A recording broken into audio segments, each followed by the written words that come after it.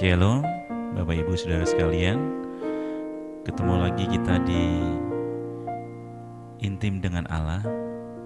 Mari kita siapkan hati kita masuk dalam hadirat Tuhan.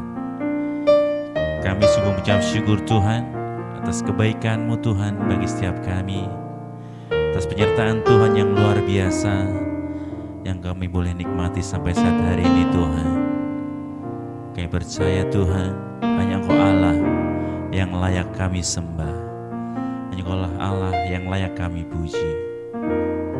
Terima kasih Tuhan. Yesus Tuhan dan Allah kami, Engkau layak menerima pujian,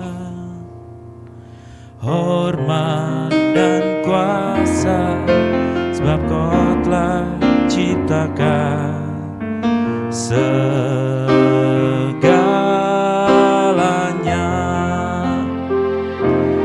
Oleh karena kehendak-Mu,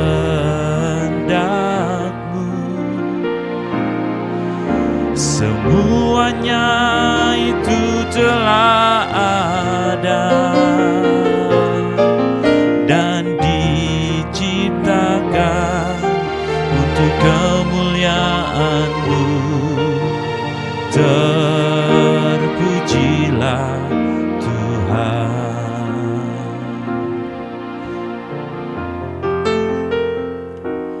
Yesus Tuhan dan Allah kami, Engkau layak menerima pujian, hormat dan kuasa, sebab Kau telah ciptakan segalanya.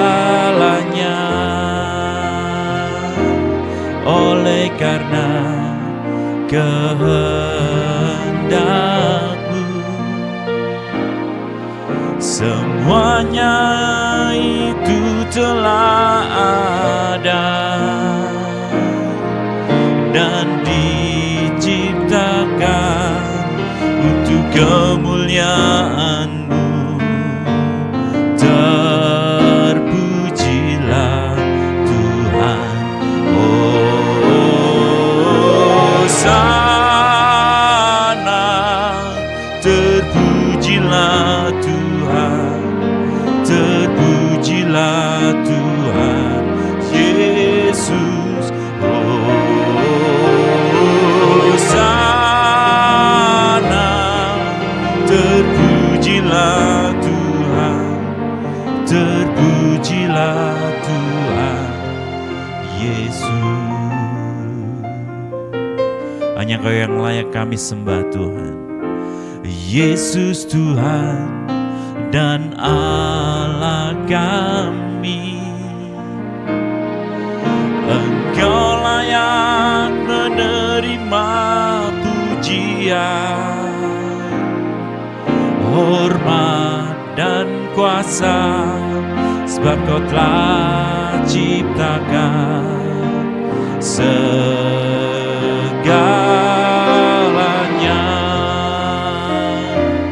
Oleh karena kehendak-Mu, semuanya itu telah ada dan diciptakan untuk kemuliaan-Mu. Terpujilah Tuhan. Hosana, terpujilah Tuhan, terpujilah Tuhan Yesus. Hosana,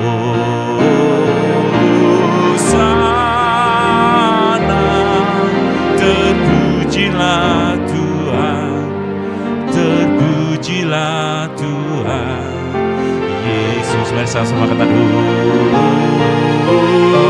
Hosana, terpujilah Tuhan, terpuji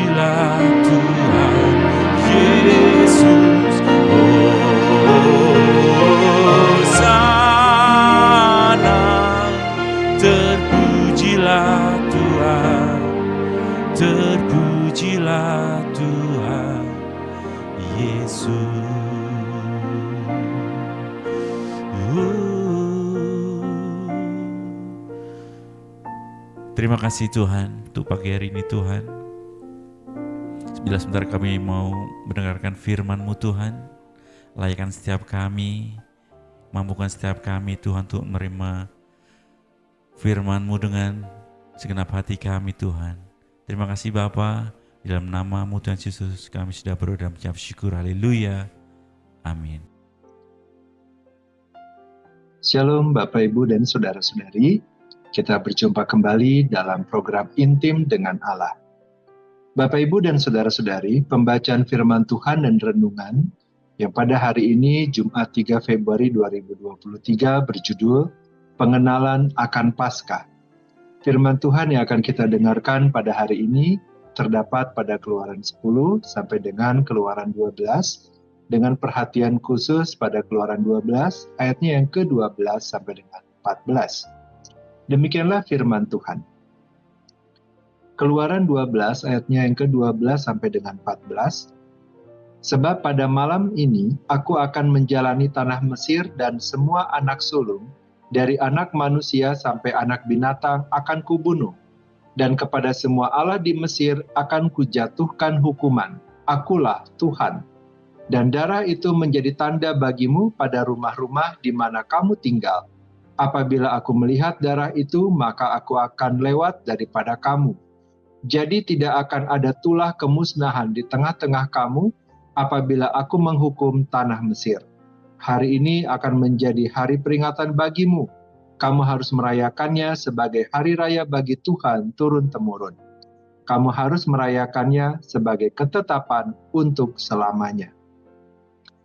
Bapak, Ibu, dan Saudara-saudari, Kitab Keluaran berbicara mengenai bagaimana bangsa Israel keluar secara bersama-sama, Eksodus, dari Mesir setelah perbudakan selama 430 tahun.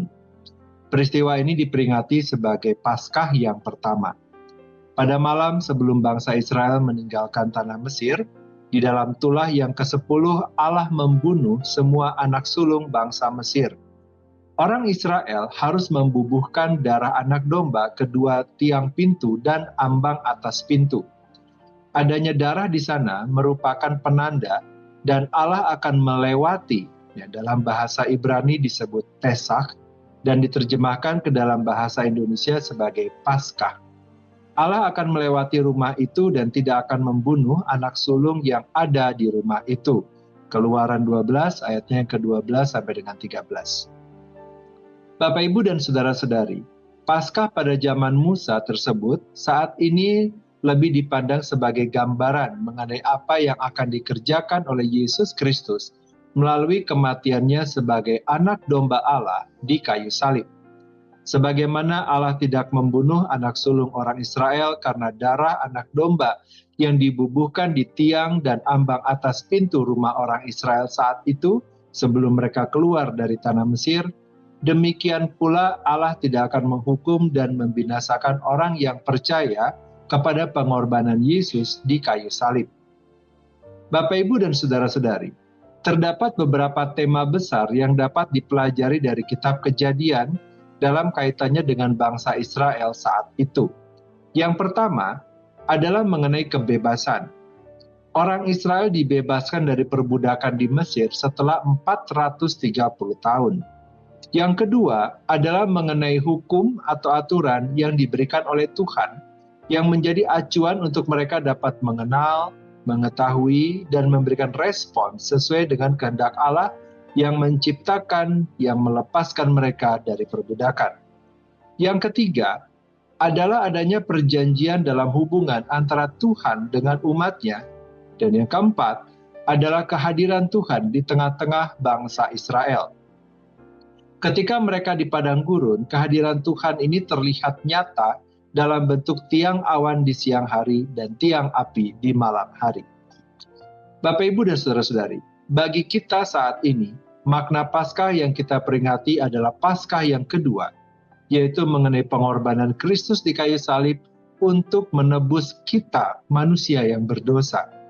Yang pertama, ketika di dalam perjanjian lama Tuhan membawa bangsa Israel keluar dari tanah perbudakan yaitu Mesir, korelasinya dalam kehidupan kita saat ini adalah bahwa Tuhan membawa kita keluar dari belenggu perbudakan dosa.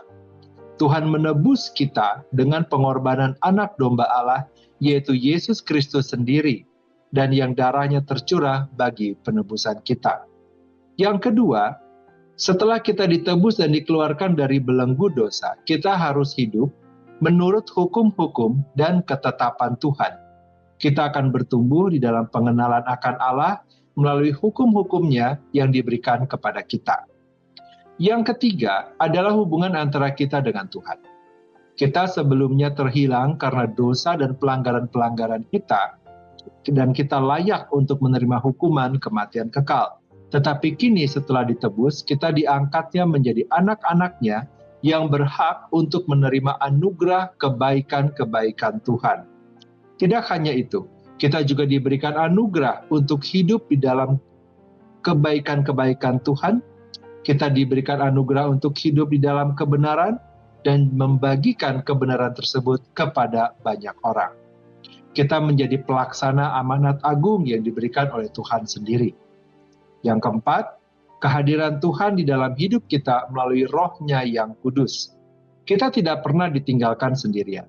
Kita selalu disertai oleh Tuhan, diberikan hikmat dan kemampuan serta kekuatan untuk menjalani hidup kita sesuai dengan apa yang dikehendaki oleh Tuhan. Bapak, Ibu, dan saudara-saudari, Paskah, Pesach, Passover adalah momen di mana kita dikeluarkan dari belenggu dosa yang tidak bisa kita patahkan sendiri. Kita dibawa keluar dari keberdosaan kita, diluputkan dari murka Allah yang menyala-nyala akibat dosa dan pelanggaran-pelanggaran kita melalui penebusan Kristus. Inilah Paskah kedua yang kita peringati dan kita maknai, sehingga kita sebagai orang-orang percaya yang telah menerima penebusan Kristus, sudah selayaknya hidup sebagai ciptaan yang baru. Kita tidak lagi menoleh ke belakang, ke masa lalu kita dan berharap kita masih hidup di dalamnya. Melainkan kita melayangkan pandangan kita ke salib. Kita melayangkan pandangan kita ke depan. Kita melayangkan pandangan kita kepada Kristus yang telah menebus kehidupan kita, yang merupakan anugerah yang terbesar dalam kehidupan setiap kita. Ketika kita memakan roti dan minum cawan pada saat perjamuan kudus, selayaknya kita mengingat kembali, mengenang kembali peristiwa penyelamatan dan penebusan yang Allah lakukan melalui Kristus Yesus di dalam kehidupan kita.